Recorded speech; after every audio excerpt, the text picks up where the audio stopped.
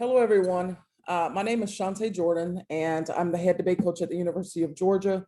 And I am going to present today on anti-Blackness and environmental racism in water policy. I want to quickly talk about the structure of the lecture. So the lecture is divided into three parts. The first part of this lecture will be focused on a couple of periods in history that are fundamental to understand who the people are that are most affected by anti-Blackness and environmental racism in water policy and why that's the case.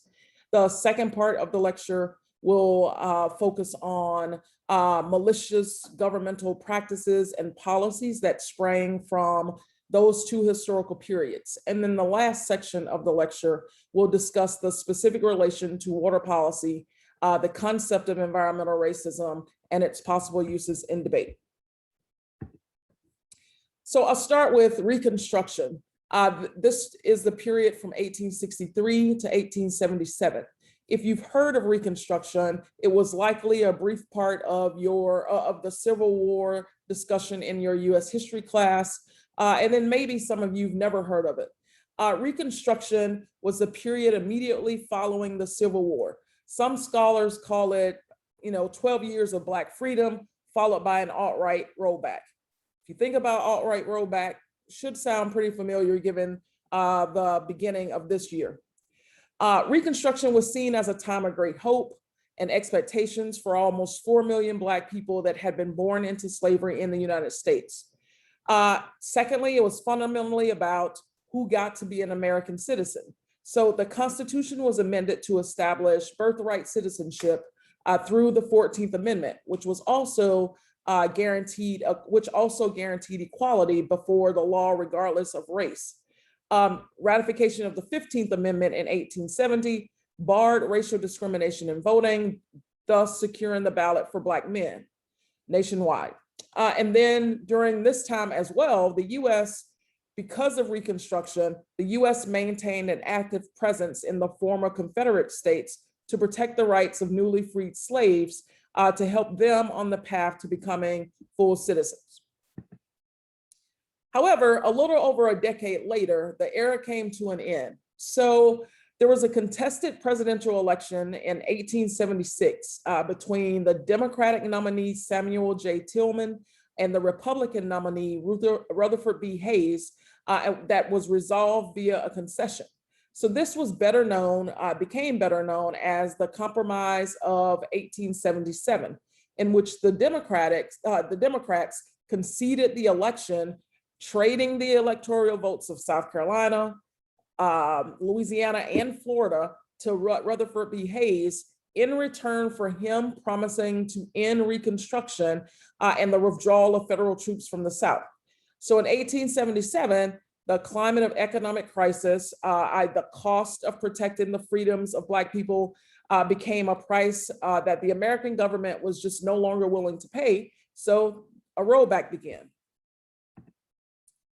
The US Supreme Court said that the civil rights protections, anti-discrimination protections were not only unconstitutional, they were effectively preferential treatment, they were reverse discrimination, and they were seen as giving something illegitimately to the freedmen, i.e. they were also taking something from white men if Black men were now getting something.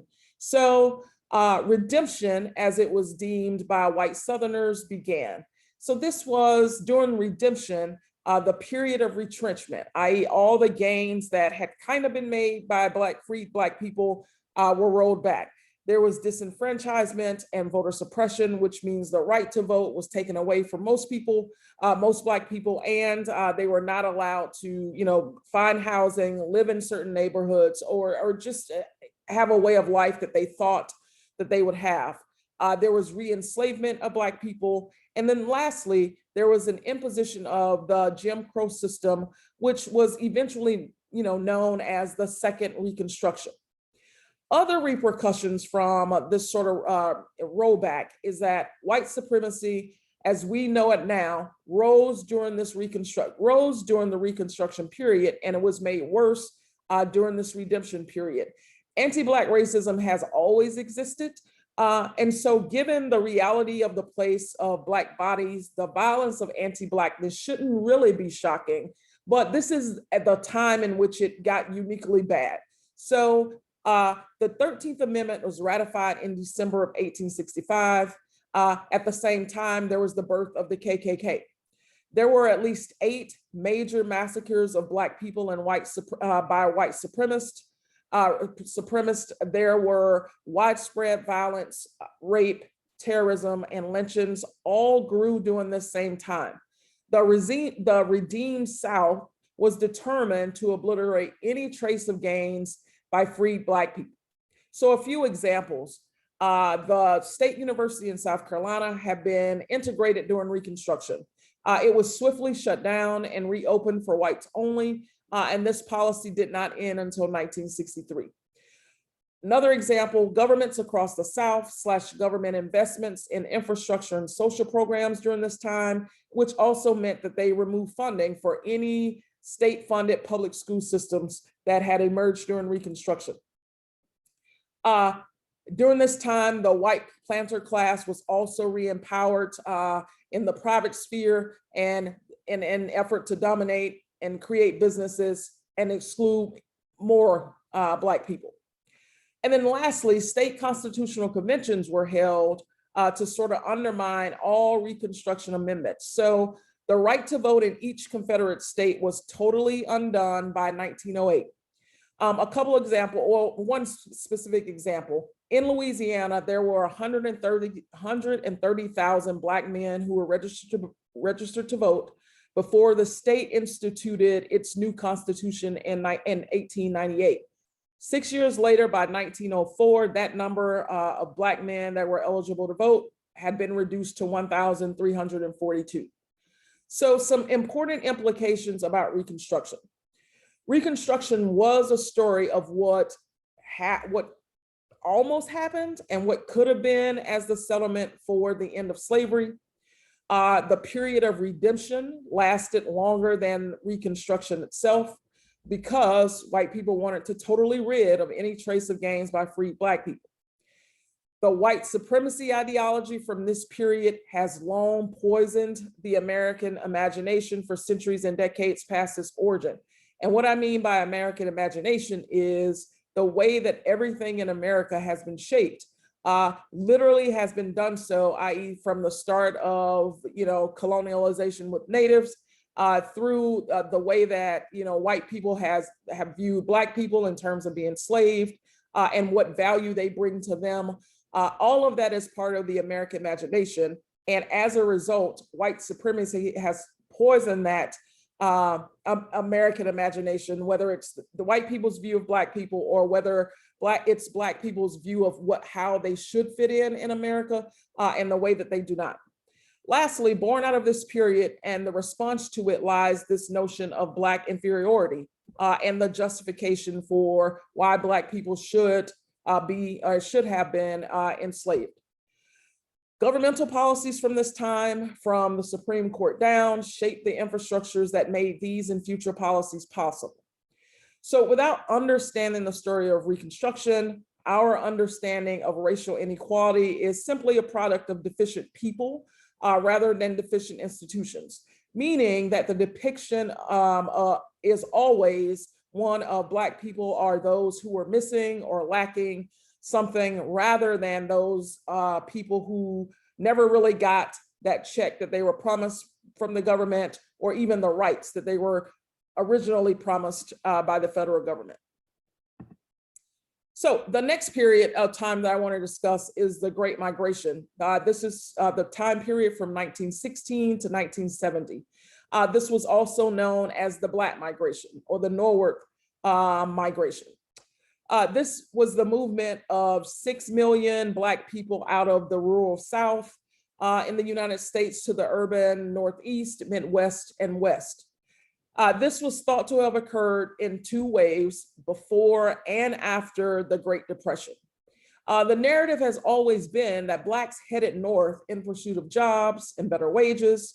primarily due to there being labor shortages faced by urban industries after immigration reforms slowed European immigration from coming over, European people from coming.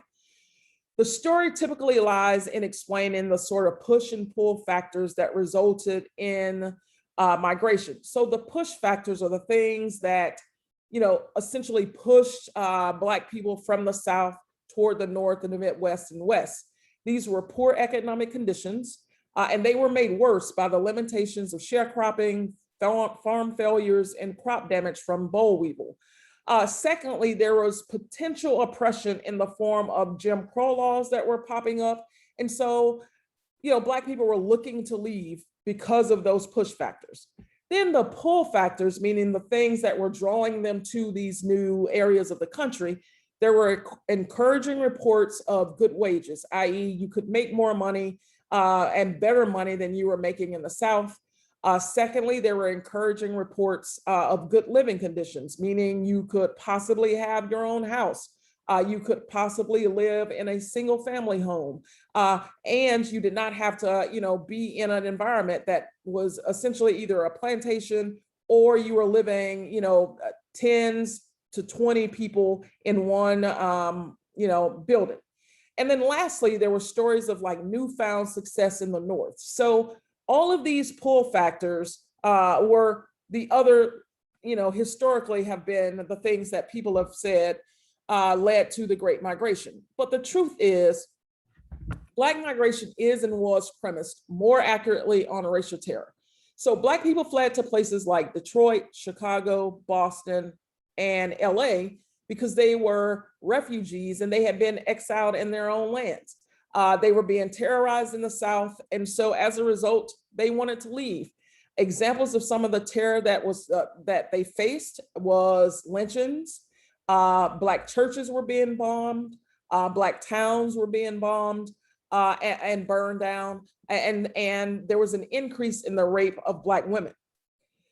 So Black people were never really afforded the care and the assistance needed to sort of deal with this trauma, to recover from the terror and trauma that they were getting from the South.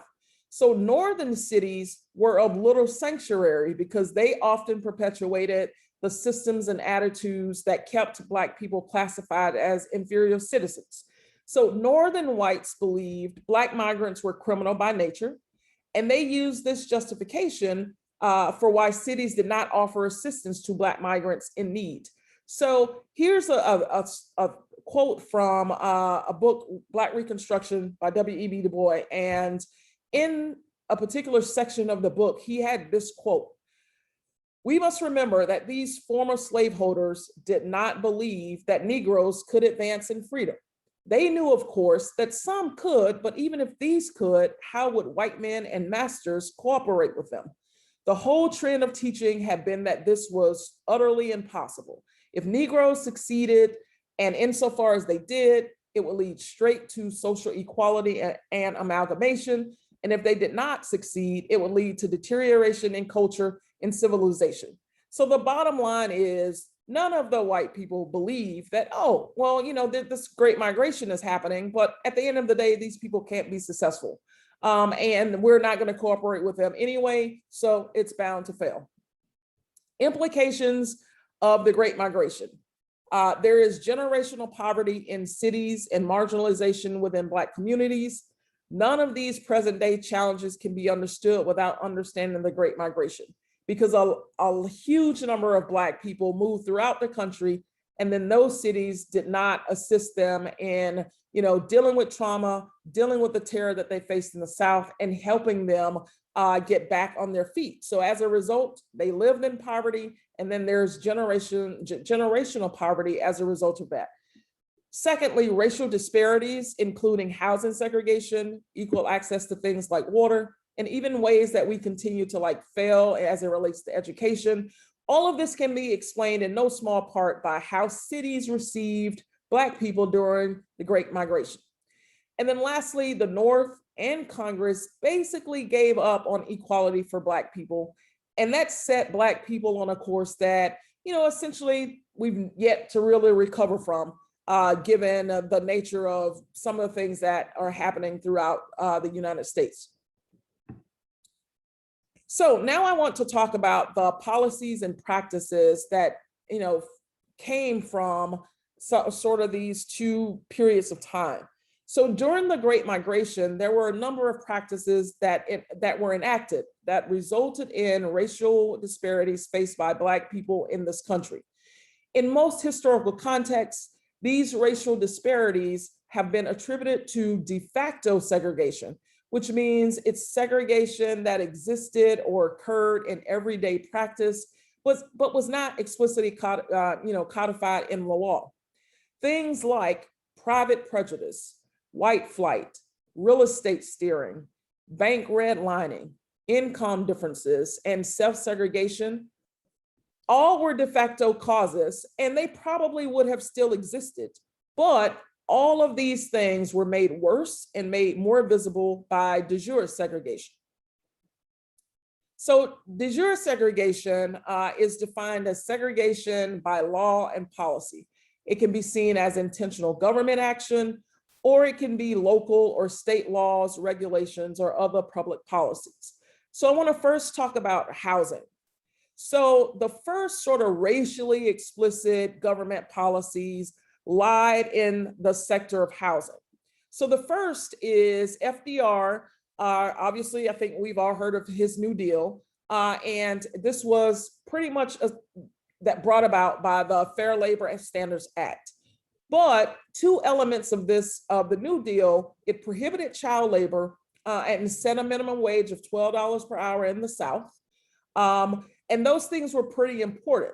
But to get this economic legislation passed, FDR needed support of Southern congressmen and senators.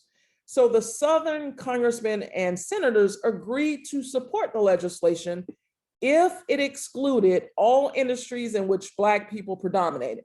So if Black people, for example, agriculture was one of those fields, areas or industries in which Black people predominated. So as a result, FDR agreed, exclude those industries from the legislation, and the New Deal was passed. Next, I want to talk about the emergence of public housing. So the United States federal government first created civilian housing, which was known as living quarters on military bases during World War I. Black people were excluded from that. And this particular housing was considered to be for working and lower middle class white families. It was not heavily subsidized, and tenants usually paid for full cost of operations with their rent. And then when World War I ended, the government sold off all of these existing projects to private real estate firms and canceled those that weren't complete yet. So eventually, because of the Great Migration and World War II, there was a huge, rapid population growth in most cities in the United States. So I'll talk about really quickly the Servicemen's Readjustment Act of 1944. You all probably know this better as the GI Bill. This was signed into effect on July 22nd of 1944 by FDR. The intent was to lay the foundation for benefits that would help generations of veterans achieve social mobility. It provided federal assistance to go to college, but not all of the veterans accessed the bill's benefits in the same way. So because white Southern politicians designed the distribution of benefits under the GI Bill to uphold segregationist beliefs, guess who got disproportionately omitted from some of that? So specifically, US Representative John Rankin from Mississippi, who was a staunch segregationist, he chaired the committee that drafted the GI Bill. And so from his position, he was able to ensure that local VA offices were the ones that controlled distributions of the funds. So what that means is that Black service members face limited options, and for the most part, there was outright denial in their pursuit of educational advancement. So a lot of them ended up in vocational schools instead of colleges, or they got no benefits at all. So that resulted in uneven outcomes of the GI Bill's impact. And obviously that has affected, that has led to more forms of discrimination as related to housing that still affects the modern racial wealth gap to this day. So from the Great Depression of the 1930s and into the early 50s, there was a serious housing shortage. So because of the rapid population growth, there was not enough housing to keep up. So in response, FDR created the nation's first public housing for citizens who were not engaged in defense work. And this was created as a project of the Public Works Administration. So a few things about this program. Race determined the program's design. It was officially and explicitly segregated, meaning there were separate projects for Blacks, segregated buildings by race, or it excluded Black people altogether. If there was publicly funded housing, it was typically poorly constructed and intended to be temporary. Likewise, if Black people didn't get public housing, they were relegated to other parts of cities that were typically unincorporated, which means that those parts of the cities did not have any type of services or amenities like water or electricity or any of those things. So conversely, the government's public housing for white people was further inland, it was closer to white residential areas, it was constructed pretty well, and it was permanent in case they needed to stay. The federal government's decision to publicly segregate public housing established segregated living patterns, which still persist to this day. Another element of housing is called block busting. This is a practice in the United States in which real estate agents and contractors convince property owners to sell their houses at a lower price by telling the homeowners that Black people would soon move into their neighborhoods in order to instill fear in them. This resulted in white people selling their property and Black people who were capable to buy these homes at a much higher price. The much higher price of homes meant that there was undue burden placed on Black people to pay mortgages or actually stay in those homes. Black people were denied homes in other areas of the cities. And so as a result, they often had to double up in single family homes with these high mortgages.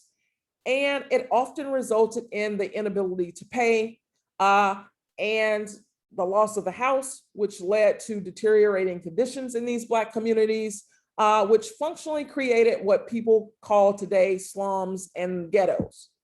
The last element of housing that I'll talk about is the 1949 Housing Act under Harry Truman. So this particular act permitted local authorities to continue to design separate housing projects for Blacks and whites, or to segregate Blacks and whites within a certain area if it was considered to be public housing or projects. Secondly, the funds from this act allowed massive segregated high-rise projects to be constructed nationwide from New York to San Francisco. And so that led to the rise of what we all know as like high-rise projects in various major cities. The next element, policy, governmental policy, local policy or whatever, is zoning. So with the rise of the Jim Crow atmosphere in the South, fear of Black people began to spread beyond just the South. Black people all over the country began to be expelled from cities around the country. This process of removal was gradual and accompanied by a new dedication of public officials to ensure that white families, that their homes would be removed from any proximity to Blacks if you were in a large urban area. So, birth of zoning.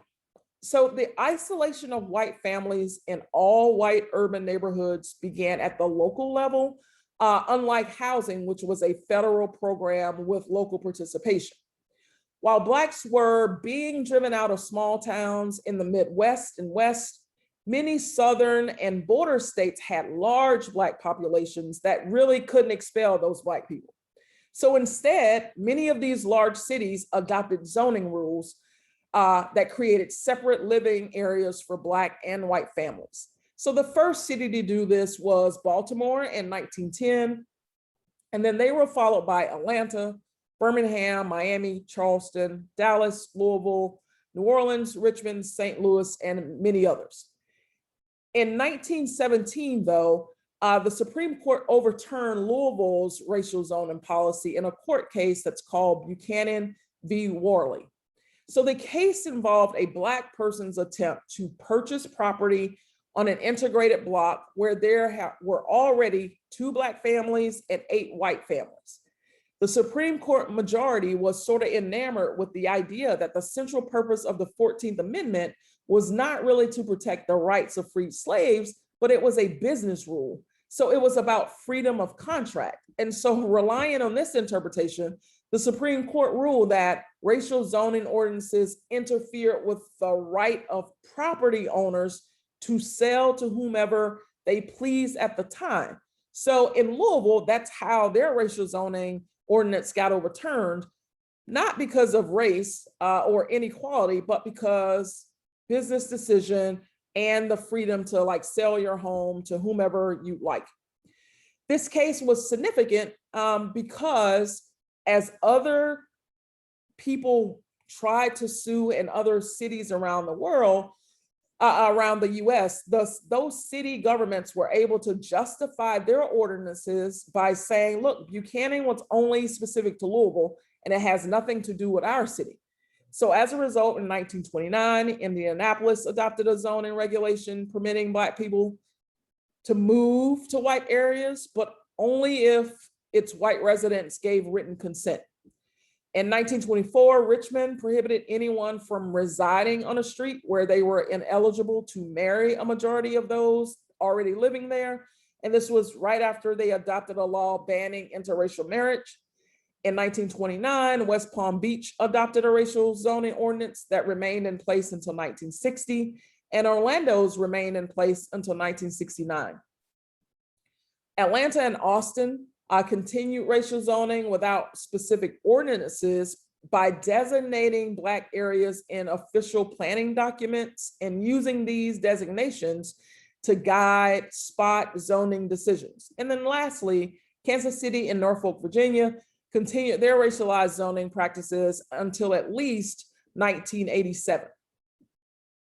So the second element of zoning that I want to talk about is economic zoning. So in cities that respected Buchanan as the law, segregationist officials faced some, 2 distinct problems. How were they going to keep lower income Blacks from living near middle-class whites? And how are they going to keep middle-class Blacks from buying into white middle-class neighborhoods? So the federal and local governments had to develop some type of a solution. So to keep lower income Blacks from middle-class white neighborhoods or even from buying into these neighborhoods, federal and local officials began in 1910 to promote zoning ordinances to reserve middle-class neighborhoods for single-family homes only. This functionally kept apartment buildings out of this neighborhoods, and they were able to justify this as like, yeah, this may be a little elitist, social elitist, but it wasn't really racially biased. There was enough open intent and open racial intent behind exclusionary zoning that it's an integral part of the story of de jure segregation. Economic zoning was rare in the US before World War I, but the Buchanan decision sparked urgent interest in zoning as a way to sort of circumvent that ruling. Other overarching solutions that the federal government decided and the local governments, they both decided that it was beneficial to masquerade zoning as an economic measure as a reasonable means to segregate. So they could say this is not explicit racial policies against Black people, but it is an economic measure. And because Black people don't have the same economic level, they're not making the same money, they don't have the same education, then it's justified. So some implications of this. At the beginning of the 20th century, zoning ordinances really emerged as a way to separate land uses in order to protect people from health hazards.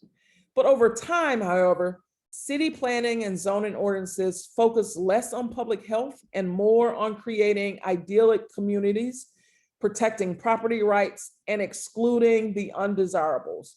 In other words, the least desirable communities were reserved for discarding waste and marginalized people alike. So cities use zoning to categorize every structure in a city: single-family residential homes, multifamily residential homes, commercial entities, as well as industrial companies. Then they propose rules and maps to prevent future multifamily, commercial, or industrial structures from impinging on the single-family neighborhoods. The neighborhoods would be zoned first residential, which prohibited future construction of anything but single-family units. And in those single-family units lived white people. The land was designated for industrial development if it was in or adjacent to neighborhoods with substantial Black populations. And on other occasions, an area's zoning was changed from residential to industrial if Black families had begun to move into those neighborhoods. So what does all of this have to do with water? Well, there are a few implications for access to resources. Because water resources have been historically plentiful in the United States, access to water hasn't been viewed as a fundamental right. In fact, our legal system and various concepts have said that is a deeply foreign concept, that anyone would think that there is a fundamental right to water. The second important implication is that housing patterns helped inform Black access to water when our nation's public infrastructure was first constructed, which was everything that I previously said in the lecture. As cities became more rigidly segregated, localities prioritized services to white areas of their cities. Given this, municipalities more easily deprive majority Black neighborhoods from access to essential services, including water and sewer. So that led to the sort of beginning or the path toward environmental racism.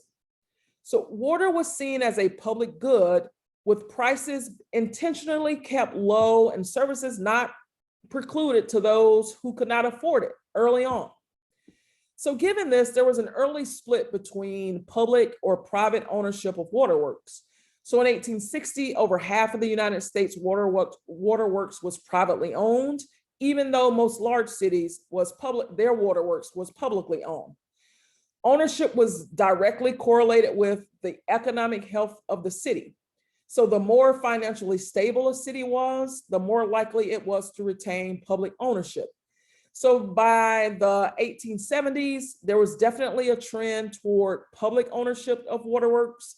And then by the start of the 20th century, the vast majority of the American population received water from public systems. At the same time, Black access to water and sewer services was limited. There were no bathrooms in most homes where Black people lived. There were no water closets, i.e. no toilets. There were no outhouses or privies, and there was poor outside sanitation conditions. And then there were also, because of all of this lack of water and sewer, there was lack of cleanliness. So most of these neighborhoods were deemed to be dirty or at least just poor sanitation conditions. Eventually, there was motivation to put water and sewage in Black neighborhoods. But this motivation was centered on white people's self-interest in preventing disease spread and not at all motivated in the desire for equality or justice. In fact, white supremacy and paternalism played a role in extending these services to Black neighborhoods.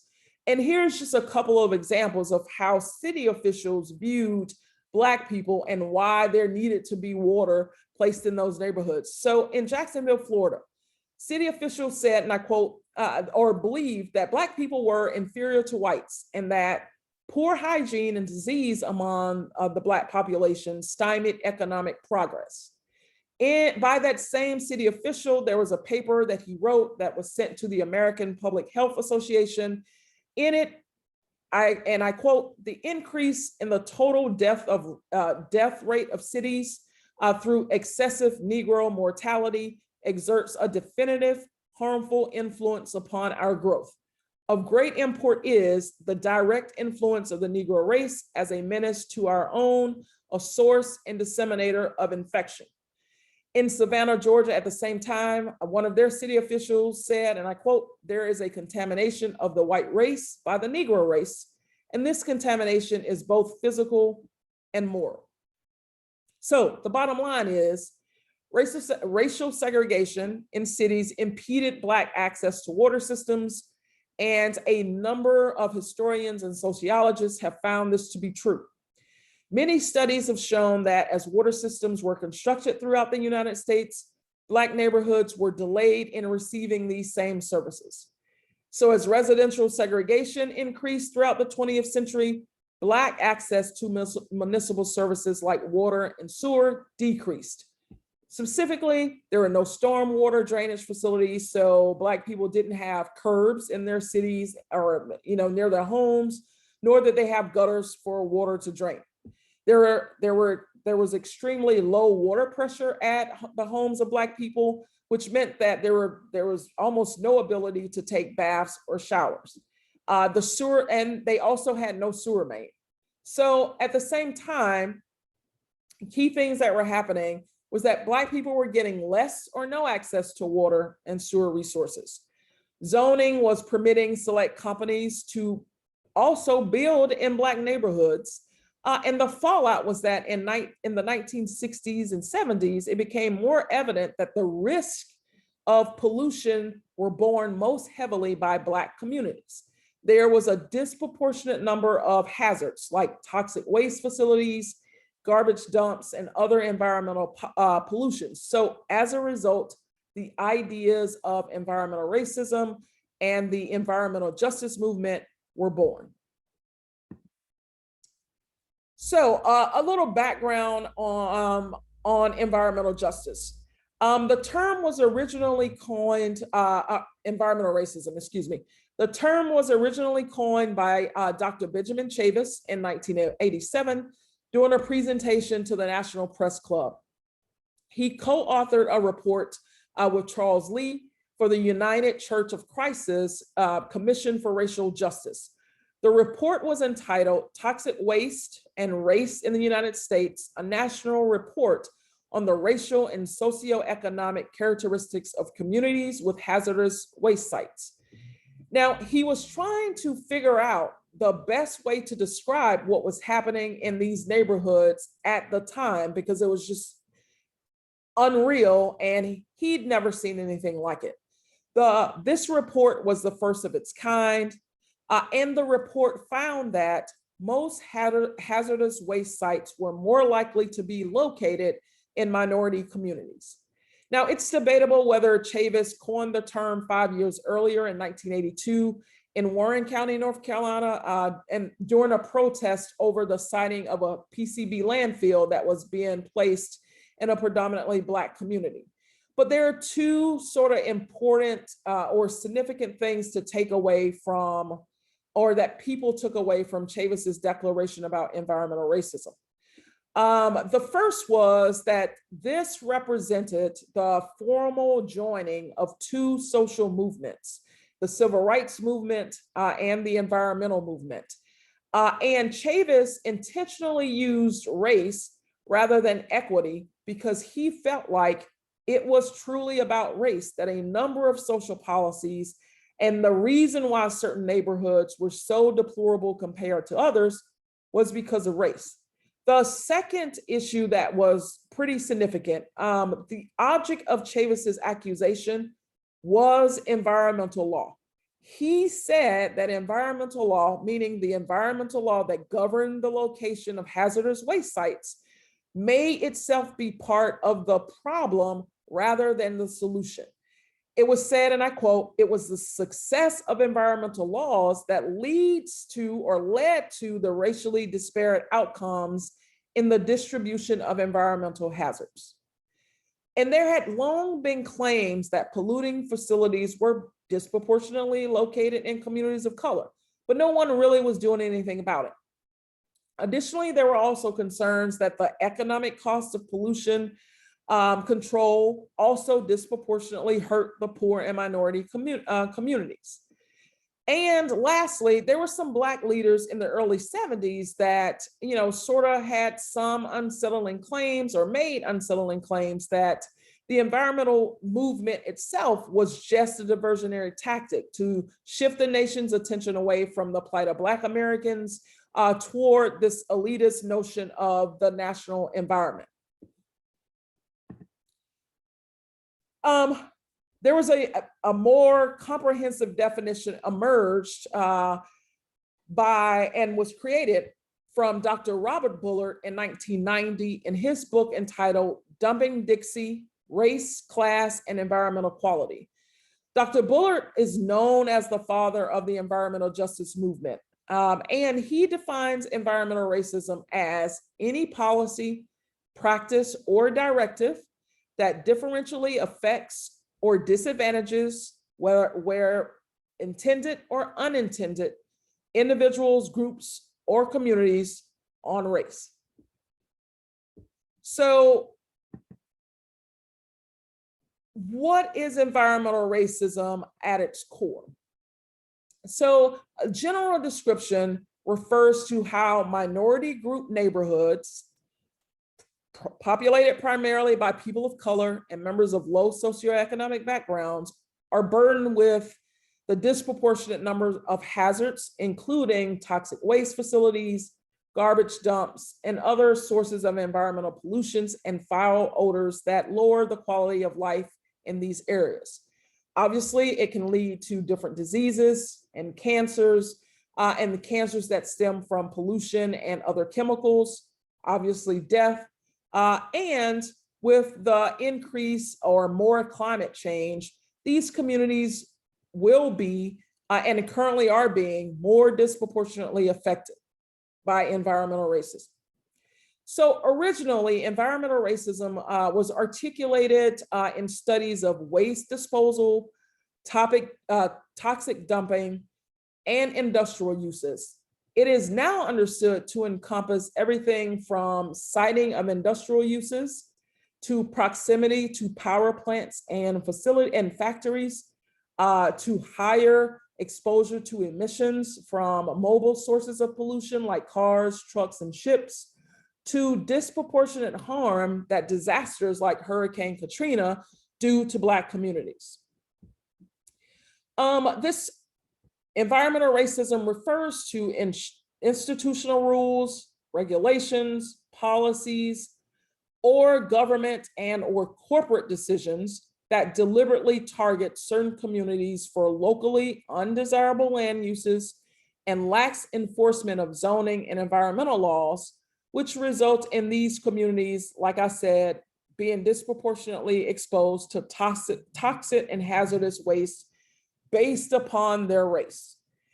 There are several causes, including intentional neglect, i.e. when things are reported, the citizens are disregarded and the local and federal governments have no need to act. The alleged need for receptacles for pollutants in urban areas. So, hey, we understand that we are emitting pollutants, but we need to be able to store them in that area and not let them get out.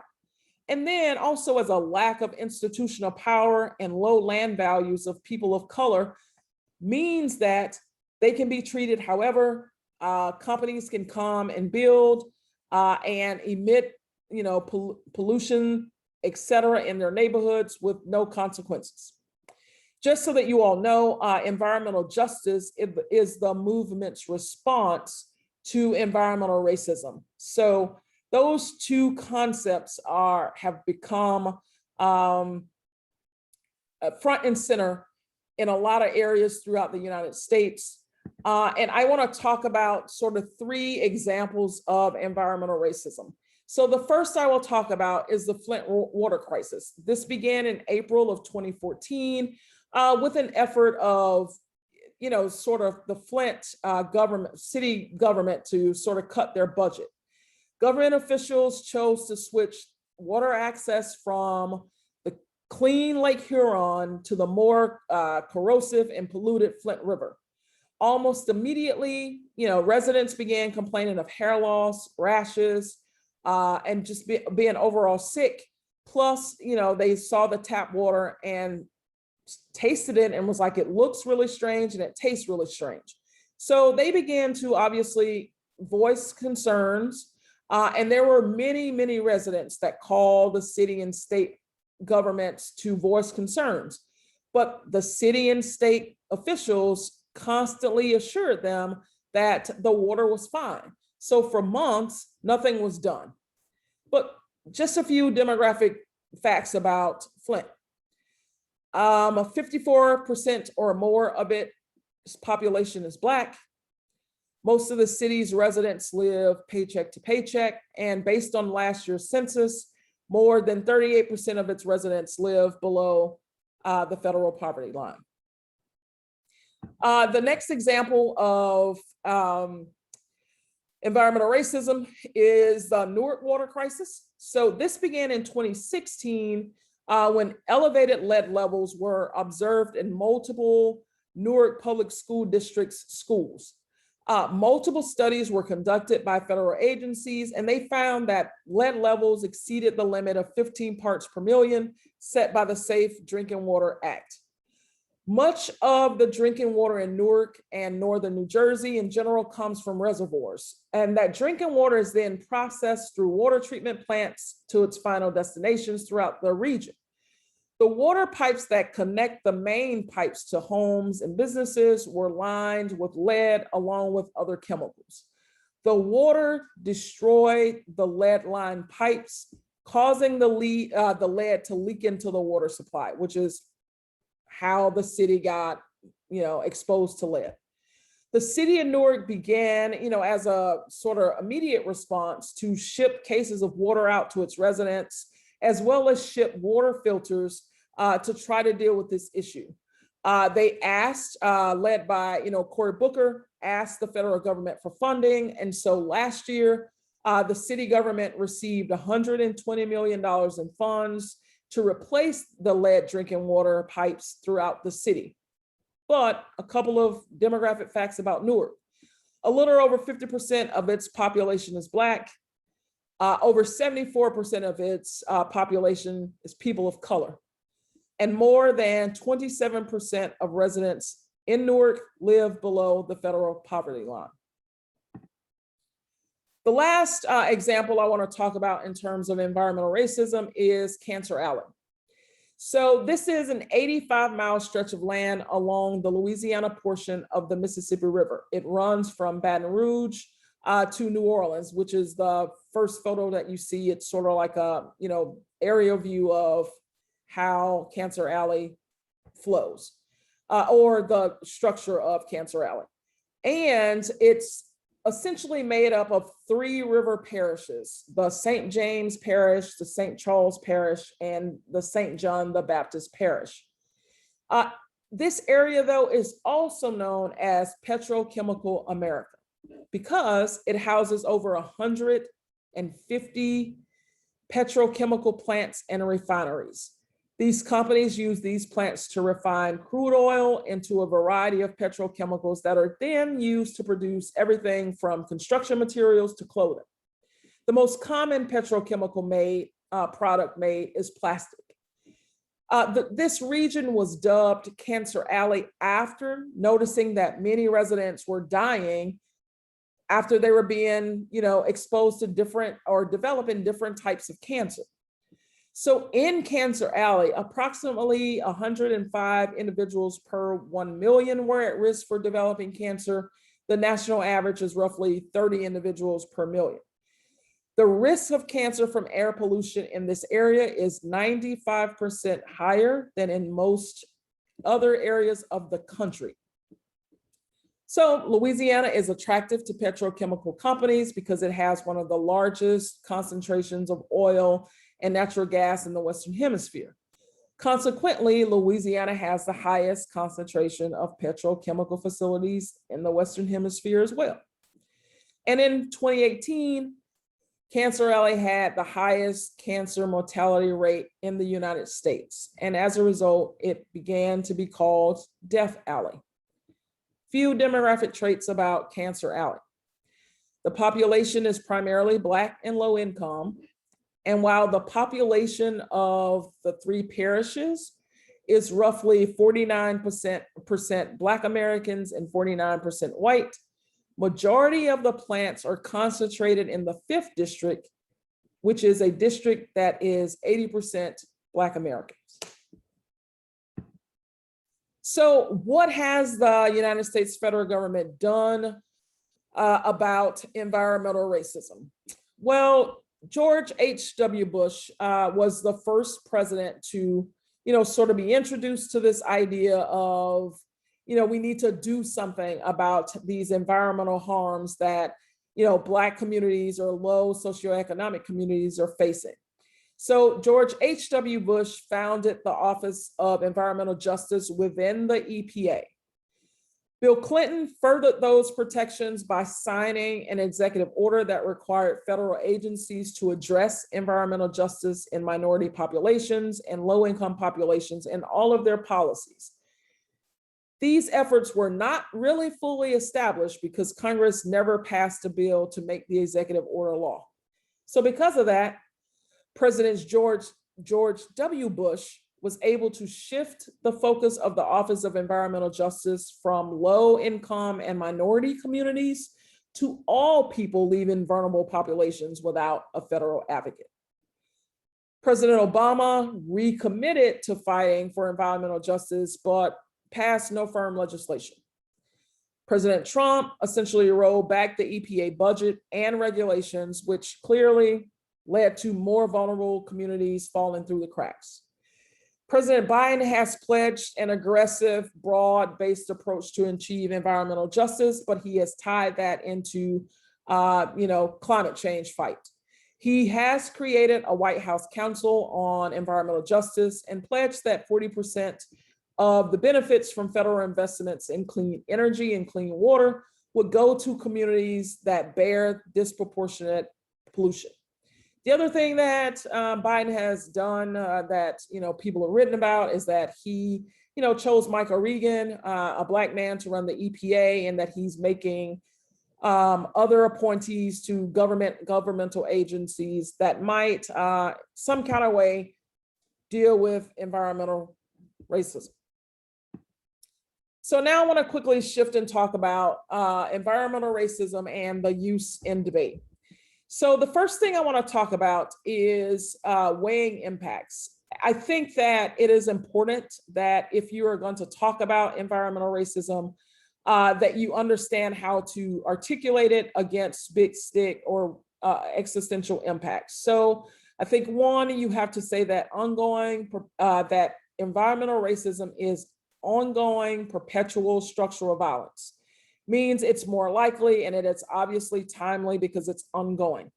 It is the truest impact that accounts for future generations or lack of future generations, because a number of generations have been wiped out because of environmental racism. And then lastly, you can say it's try or die to attempt to, correct centuries of deliberate, malicious, anti-Black policies as it relates to the environment. The affirmative obviously can have environmental racism as advantage ground, where you can say that lack of water policies or existing water policies perpetuate environmental racism, and you attempt to resolve that in some type of way. In terms of being neg, I think that you could use environmental racism as a case turn, or an scenario with a disadvantage where you will essentially say the APS policy perpetuates environmental racism, and that is bad for a number of reasons. Lastly, I think the best usage, if you're not going to have it as an advantage, in terms of the negative, it is good critique ground. So I would make environmental racism part of two critiques. First is anti-Blackness, where you could say that the app's effort to protect water resources perpetuates environmental racism, and that's anti-Black, or continues the anti-Blackness of civil society. And I also think that the NEG can have a good inroad to the typical AF arguments of, hey, we've made progress or reform works. Given the nature of how some of these communities are wiped out and continuously, experiencing environmental racism, not really quite sure how much progress has happened and or whether or not any reform has resolved these issues. The second critique that I think that environmental racism can be a part of is the CAPK.